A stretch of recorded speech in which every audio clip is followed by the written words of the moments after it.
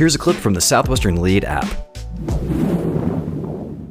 All right, this next topic we're going to get into is woke culture, which I got some strong feelings on this one. Let me just tell you, this is the complete antithesis of what we try to promote at Lead and what leadership culture should be all about. Woke culture is a societal disease wrapped in hollow, virtuous messages, and it's not only unproductive, it is destructive. It is destroying the fabric of society, and I'll argue destroying kids and the next generation. So before I get into this, there's basically woke culture means a lot of different things to different people. Some people can't define it. I'm going to define it in 3 different ways. Number 1, the trend of cancel culture, shutting down speech or different ideas. That's number 1. Number 2 is victimization, promoting victimization. The third one is stressing group identity versus the individual. So let's go through these, and through these 3 topics, this shows how woke culture is everything you want to avoid and everything our society doesn't need. So number 1, cancel culture. First of all, the goal of woke culture is to advance an ideology. It's not to discuss ideas. Their goal is to advance an ideology and beat people into submission, and dissent is not tolerated. And the hypocrisy of this is woke culture, as we know, is most prominent on college campuses, places that we were thinking of as, places of free thought, exchanging ideas. But college campuses, due to woke culture, have turned into almost places of intellectual tyranny. The tendency in woke culture is to call out individuals for statements that are offensive or politically incorrect, often through social media, often things people have said or even insinuated like over a decade ago, as if, people haven't evolved. Often it involves people from 100 years ago that lived a different way. I can guarantee 100 years from now, people are going to look at how we live, from everything from what we eat, how we, live our lives, how we get energy, and probably think we're kind of backwards. But woke culture doesn't take that into account. It's basically everything is in the now. So let's actually give some concrete examples of this over, the past decade. I'll do a few. Comedian Kevin Hart was supposed to host the Academy Awards. Very popular comedian. Everybody's seen his movies. Generally funny little guy. Canceled from hosting the Academy Awards because someone took the time to go back through his tweets from 10 years ago and find something that was offending. Now, if you know anything about comedians, especially back in the early days of Twitter, they would use platforms like that to test out their material, get their name out there, and sort of see what works and what people kind of find funny. We've all probably posted something on social media that maybe we have changed our mind on. We've all made jokes in certain situations that maybe are not politically correct. And I'm not condoning all that, but at the same time, everybody's done it. It's human. But the point is to go back through somebody's social media 10 years ago and cancel them now. Number 1, do we believe in free speech or not? And I would argue woke culture doesn't, because once again, they're trying to beat people into submission. It's tyranny of speech. But also, do we believe people evolve? Are they just born a certain way and they have certain beliefs, or do we believe people over time evolve their thinking and grow as people? Canceling somebody for a tweet they sent 10 years ago implies that people don't evolve. It also implies there's no such thing as context or nuance in anything we say. It's also a reason to be careful what you post on social media nowadays. It's just the world we live in. Here's a second example, though. J.K. Rowling, author of the Harry Potter series, made some statements, refused to apologize, and her name in certain circles in woke culture is considered evil for her, beliefs in, she's against gender fluidity, doesn't believe in gender fluidity, and feels like it's anti-woman. The bottom line is, once again, in the marketplace of ideas, good ideas over time win. If you want people to kind of change people into believing in your argument, you need to learn how to hear other perspectives and debate those issues.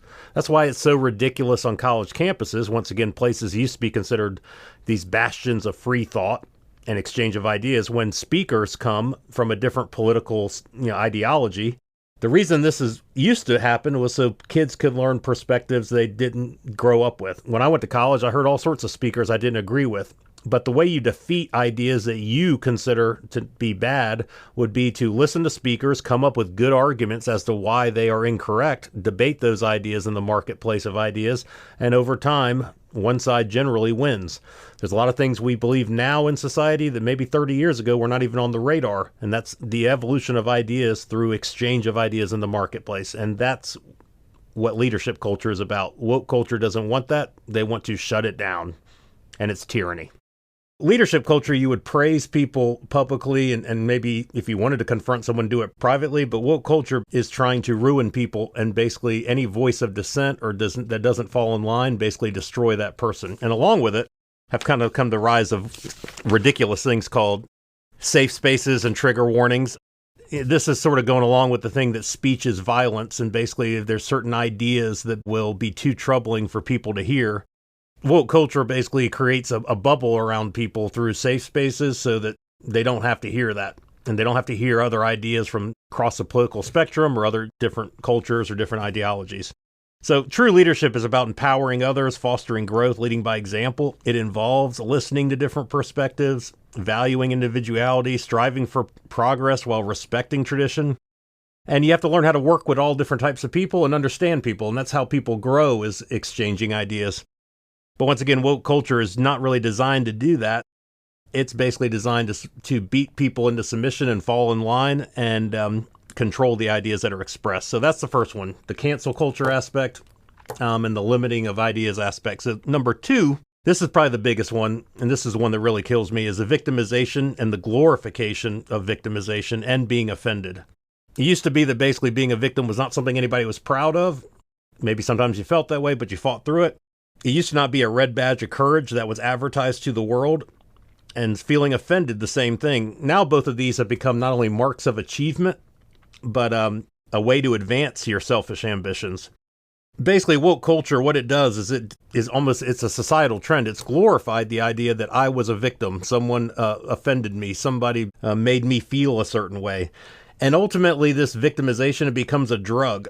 It's needed more and more. And the more people exist in the world, they look for it. In every interaction, whether it be in a college campus or just with any person in a business transaction, people are looking for how I was wronged or what that person did. In fact, sometimes people even make these things up, either consciously or unconsciously, just because they get in the habit of constantly feeling like a victim. All that results in is someone being angry, and they are never going to have a productive, happy life feeling like a victim or looking at the world through these kind of victim rose-colored glasses. Let's give an example of victimization being glorified. The best one of, I guess, probably past maybe 8 years now would be the actor Jesse Smollett, or Smollett.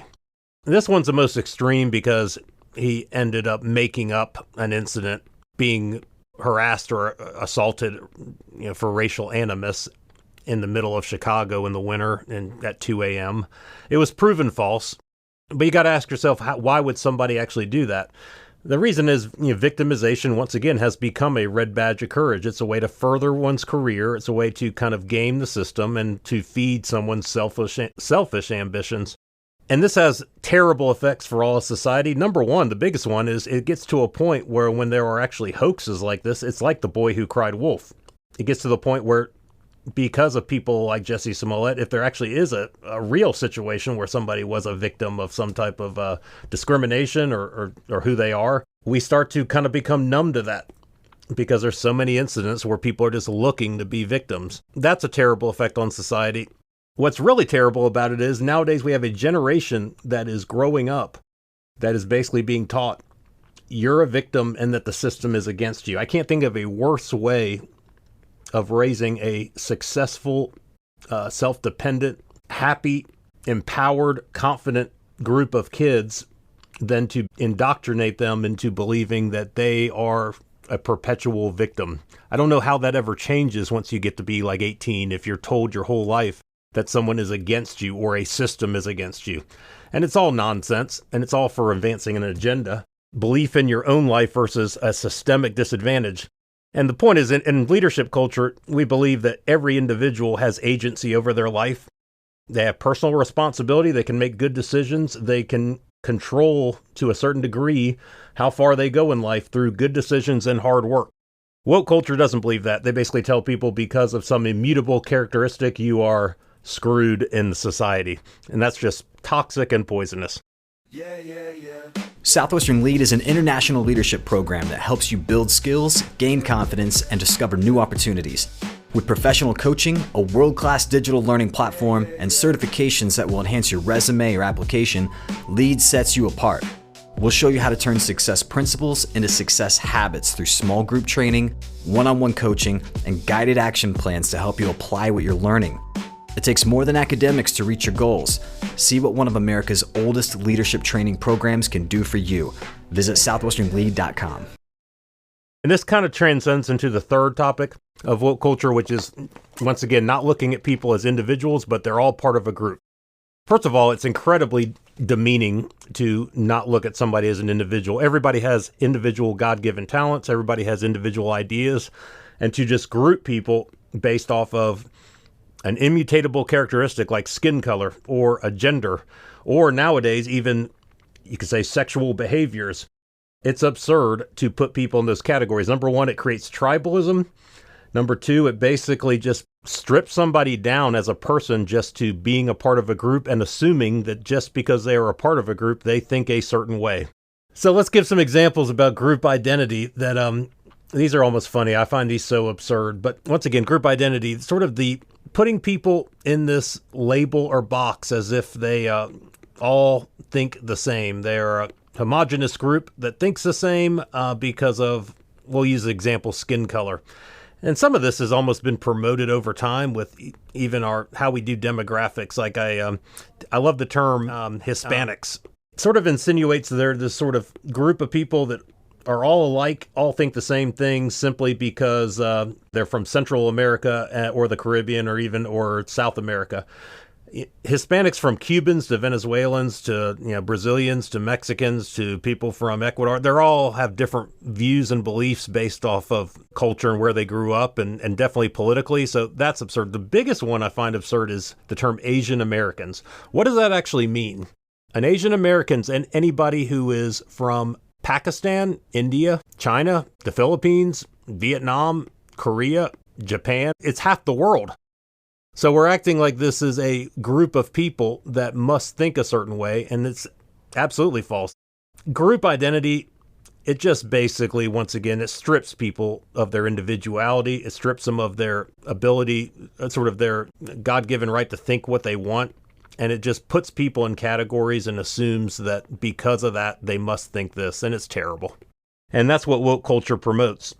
It dehumanizes people, and it doesn't judge people off their ideas and character.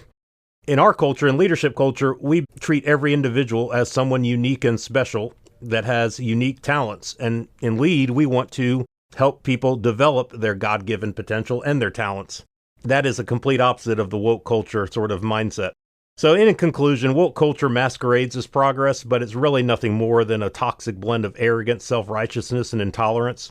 If we want to move forward as a society, and if you want to develop yourself as a leader, you will need to reject this divisive thinking and embrace principles of leadership culture, which are empathy, humility, personal responsibility, and the courage to stand up for truth and what's right, even if it's unpopular.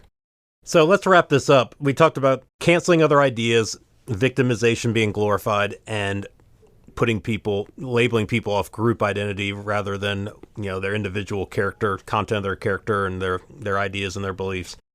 To sum up, once again, it's terrible for society because there's, once again, not exchange of ideas, and it's constant victimization and envy of others, or teaching a group of kids that they are screwed from the time they grow up is terrible. But it's also, I think the biggest summary of this is, I think it's impossible to live in woke culture and actually have a happy life. Imagine always being either scared of hearing new ideas, or always thinking that someone is out to get you, or thinking that everyone in a certain category is a certain way. That is just a formula for constantly being unhappy and a formula for living an unsuccessful life. And what we try to promote and lead is you have agency over your future, and you have the ability through your hard work and good decisions to go as far as you want in life.